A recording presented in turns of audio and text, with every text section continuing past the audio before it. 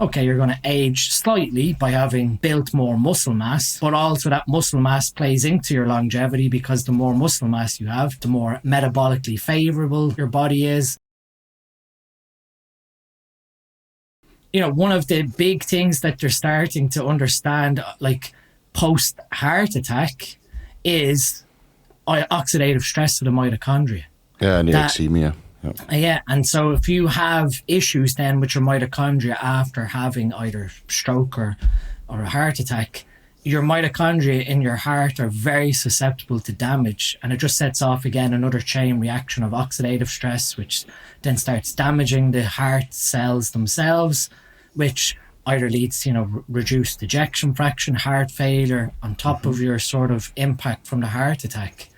That, from what we've discussed here, mitochondrial health, aside from fat loss, your longevity is predicated on protecting your body from it. And especially, you have mitochondria producing, I guess, pro-oxidants, but you've also got then the antioxidants in different parts of the body protecting what they're doing, whether it's inside the cell, inside the nucleus. So it's not just that, reducing oxidative stress keeps your mitochondria happy. You're protecting your DNA, you're protecting your longevity. So it's, there's a whole big picture here of what ultimately coming back to the mitochondria and oxidative stress is protecting you from. Yeah, and when you look at aging, the natural process of aging, is it the mitochondria that are slowly becoming dysfunctional, causing you DNA damage, which is then, worsening your health? Or is it kind of lifestyle that is aging you, and thus your mitochondria go bad, and this is also, damaging your DNA? So I think if you've got the lifestyle and the mitochondrial health in order, you should technically age a lot slower. Now, can you put a number on that? Probably not. I mean, Dr. Peter Attia and Huberman just did an excellent podcast on NAD+, NMN, and then just longevity stuff, again, on the Huberman lab. And it's very hard to quantify, the rate of aging. It's all the hype now with the Brian Johnson and a couple of these other anti-aging, quote-unquote, gurus or experts, or however you want to call them. But I think if you've got, the basics down of your lifestyle and optimizing mitochondrial health, especially later on in life, I think you've got a lot of bases covered. Yeah. Whether you're a bodybuilder or not.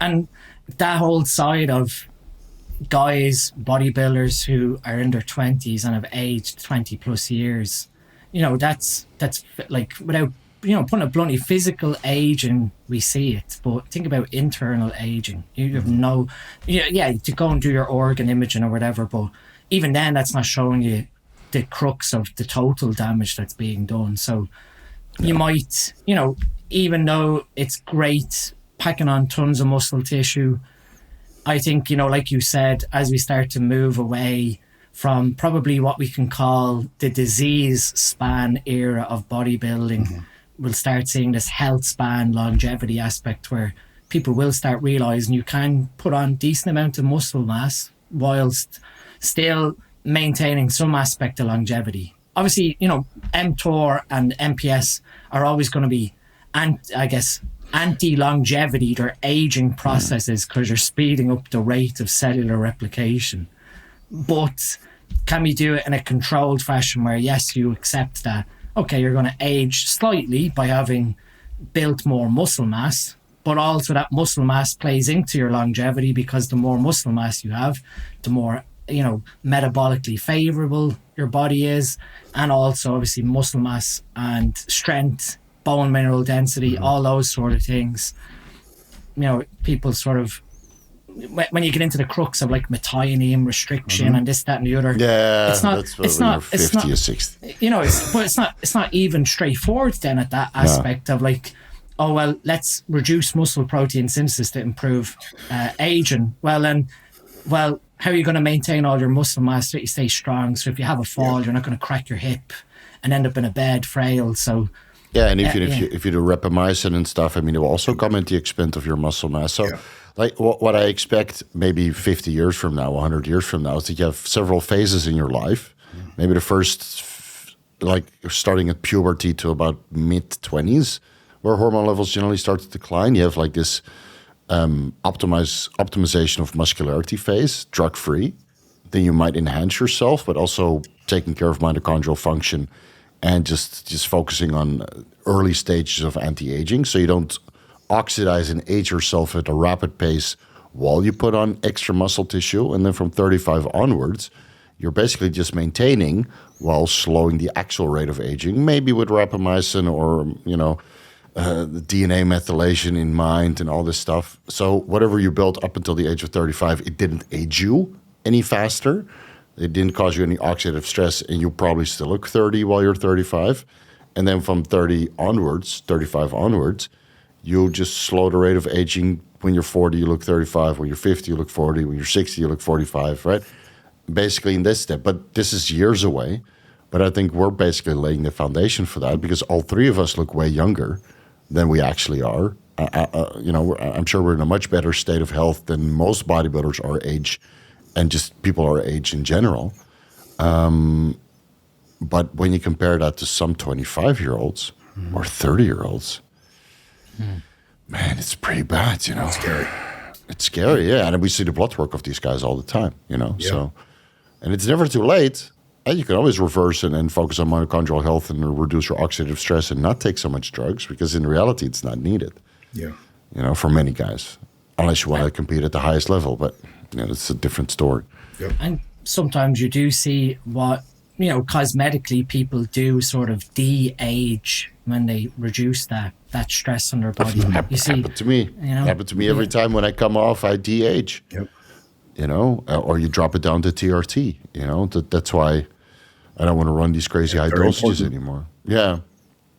And I'm sure when Paul comes off his, pro contest stack, he'll probably de-age a little bit as well. Yep. Fill out his face and go back to TRT, because he's also the guy that does like 250 a week, but in reality it's 125 because he keeps forgetting shots. So, I haven't injected in 3 weeks. And then you look at his face and he looks 10 times better, It's just part of the game. Just a lot of steroids just makes you look old, unfortunately. One more thing I wanted to mention about SS31. I had Dr. Adil Khan on the podcast maybe 6 months ago, and he was using this peptide to kind of improve mitochondrial function in preparation of certain surgeries. So that when the mitochondria are super happy and healthy and the oxidative stress is low, the recovery of particular surgeries is better. So this might be another practical application, especially for stem cells. So if your body is basically in this low oxidative stress and mitochondrially happy place with improved mitochondrial biogenesis, that the stem cells and particular surgeries just have a better outcome. And keep in mind, stem cells in some surgeries are very expensive. So for all of the guys that are thinking about gyno surgery or just another surgery on their organs, it might be good to run like 5 milligrams to 10 milligrams SS31 for 2 weeks leading into that, and really focus on your mitochondrial health with the other stuff we just discussed. Because I do think that the outcome of a surgery is 10 times better if that aspect is covered. Of course. Yeah, I mean, even in hindsight, probably some of that mitochondrial aspect played into the recovery from the shingles. Thymosin alpha and thymolin peptide use aside, the mitochondria being very efficient, when you're battling off a virus, you're creating a lot of oxidative stress. I've been left with no scarring, no visible presence that I even had shingles this year.